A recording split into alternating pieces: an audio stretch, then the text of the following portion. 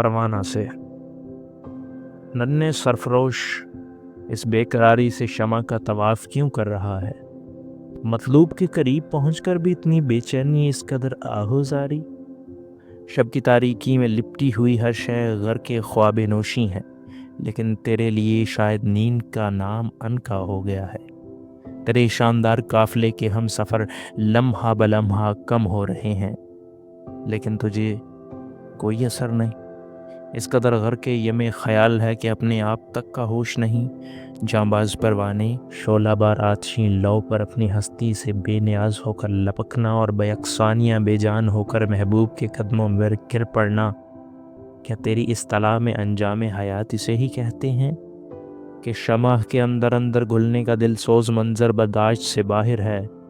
رات کی تاریکی رفتہ رفتہ بڑھ رہی ہے، کائنات مردہ 100 سالہ کی طرح خاموش ہے، اور ہر ذرہ نشائے خواب میں لڑکھڑاتا ہوا۔ پرندے آشیانوں میں ساکت ہیں اور درندے جنگلوں میں خوابیدہ، لیکن تیری یہ شب بیداری کیسی؟ تو کوئی ننھا سا دیوتا تو نہیں جو شمع کی حیات جاویدانی اور اپنی قبولیت قربانی کے لیے دست بد دعا ہے؟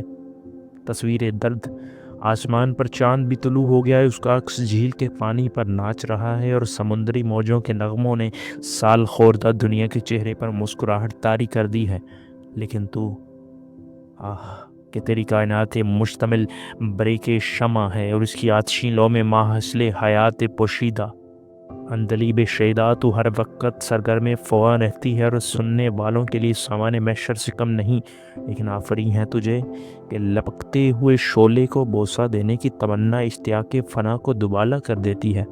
اللہ اللہ، یہ ورقی کے دہر میں دم بھر کا قیام بھی بار خاطر ہے۔